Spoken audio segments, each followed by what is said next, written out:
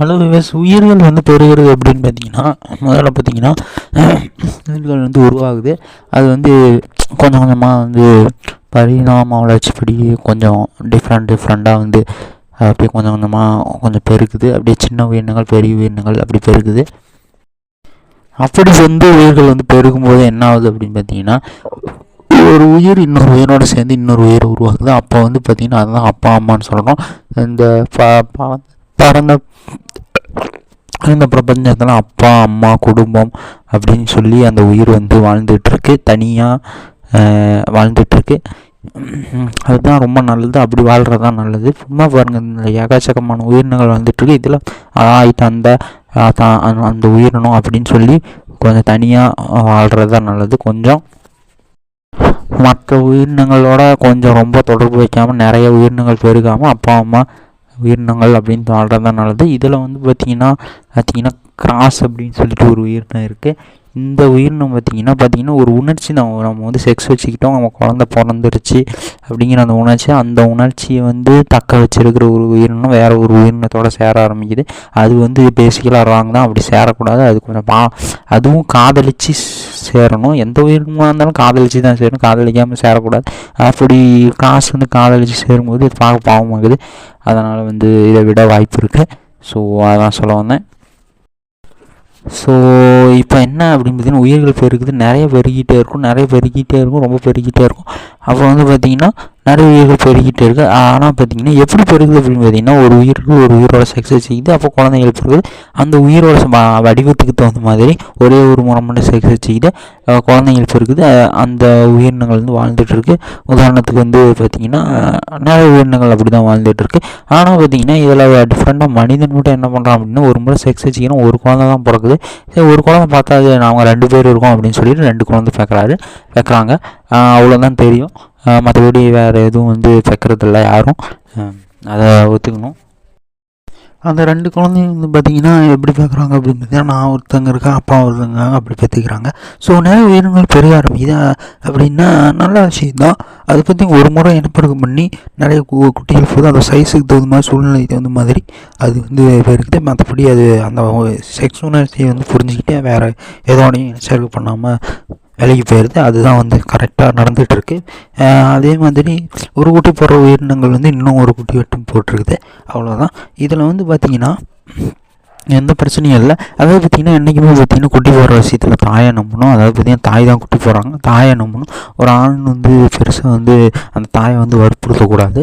ஆண் வந்து என்ன பண்ணணும் அப்படின்னு பார்த்திங்கன்னா, நான் இருக்கேன், ஏன்னா நீங்கள் உங்களோட சேர்ந்து வாழணும்னு ஒரு ஆசையாக இருக்குன்னு சும்மா வந்து என்ன சொல்கிறது, சும்மா வந்து கேட்டு பார்க்கலாம், வற்புறுத்தக்கூடாது, ரொம்ப தொந்தரவு பண்ணக்கூடாது. தாயோட முடிவு தான். தாய் வந்து குழந்தை வேணுமா வேணாமான்னு முடிவு பண்ணி ஆணை வந்து கேட்கணுமே தவிர்த்து, ஆண் வந்து அவ்வளோ பெருசாக கேட்கக்கூடாது. சும்மா வேணால் ஒரு முறை ஏதோ கேட்டு பார்க்கலாமே தவிர்த்து மறுபடியும் கேட்கக்கூடாது, வற்புறுத்தக்கூடாது, தொந்தரவு பண்ணக்கூடாது, இம்சை பண்ணக்கூடாது, எதுவும் பண்ணக்கூடாது. ரொம்ப பிரச்சனைலாம் பண்ணவே கூடாது. முக்கியமாக இம்சை அந்த மாதிரியான விஷயங்கள்லாம் பண்ணவே கூடாது. ரொம்ப மரியாதையாக நடந்துக்கணும் தாய்கிட்ட ஆண் வந்து. அப்போ தான் வந்து இந்த குடும்பம் வந்து சரியாக ப்ராசஸ் வந்து வேலை செய்யும்.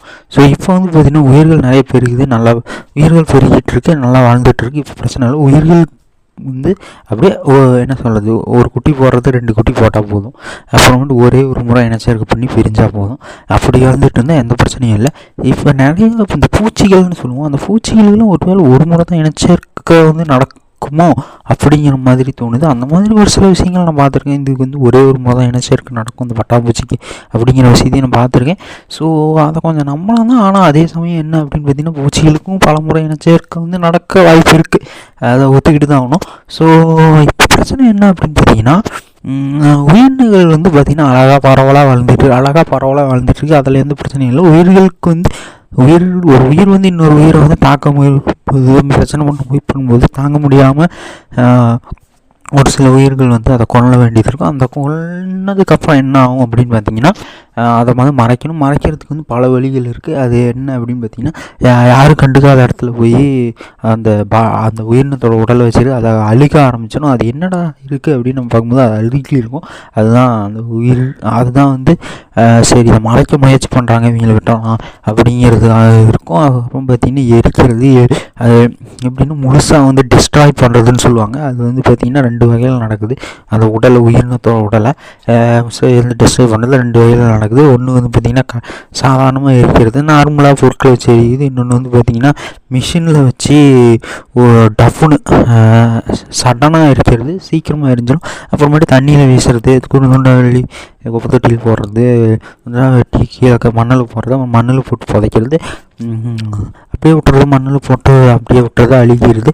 அப்புறம் இன்னொன்று இருக்குது அப்படின்னு பார்த்திங்கன்னா, மறைக்கிறதுக்கு கொஞ்சம் கஷ்டமாக இருக்கிற இதில் அழிக்கிறதுக்கு கொஞ்சம் கஷ்டமாக இருக்கிற பட்சத்தில் ரா அப்படின்னு சொல்லி ஒரு மெத்தட் இருக்குது. அது என்னன்னு பார்த்திங்கன்னா, உயிரினத்தை வந்து துண்டுகளாக வெட்டி அதை சாப்பிட்றது. நம்மளும் ஒரு உயிர் தான், அது அவ்வளோக்கு சாப்பிட முடியாது, அது கொஞ்சம் நம்ம உடலையும் பாதிக்க வாய்ப்பு இருக்குது.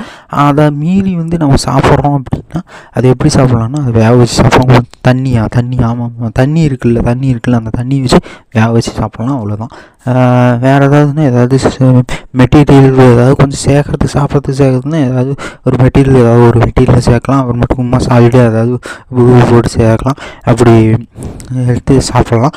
அப்படி சாப்பிடும்போது சும்மா வந்து பார்க்கும்போது என்ன பண்ணிகிட்ருக்காங்கன்னு தெரியாது. ஒரு வேளை வந்து இவங்க என்ன பண்ணிகிட்ருக்காங்க, ஒரு வேளை சாப்பிட்றாங்களா அப்படின்னு நம்ம சும்மா பாருங்கள். ஒரு உயிர்னு போயிட்டுருக்க அந்த ஒரு உயிர் நான் சாப்பிட்றது அவ்வளோக்கு நல்லா இல்லை. அது ஒரு இதுதான், நீங்கள் கொலைதான் பண்ணுறீங்க. அது சாப்பாடுன்னு சொல்லி சாப்பிட முடியாது, சாப்பிடக்கூடாது. இப்போ வந்து பார்க்கும்போது என்னென்னு பார்த்தீங்கன்னா, இவங்க சாப்பிட்றாங்களா அப்படின்னு நமக்கு தோணும். அப்போ வந்து பார்க்கும்போது என்ன அப்படின்னு தோணும்போது இவங்க வந்து இந்த உயிரினத்தை சாப்பிட்றாங்க போல் அப்படிங்கிற ஒரு தாட் வரும். அப்போ வந்து நல்ல டீப்பாக பார்த்தீங்க அப்படின்னா இதை வந்து கொலை பண்ணிட்டோம், நாங்கள் மறைக்கிறதுக்கு எதுவும் இல்லை, அதனால் வந்து இதை இப்படி பண்ணிட்டோம் அப்படின்னு நம்ம கரெக்டாக வந்து ஃபுல்லாக எக்ஸ்பிளைன் பண்ணணும். சும்மா பார்க்கும்போது இந்த உயிரினத்தை வந்து ஏதோ பண்ணுறாங்க.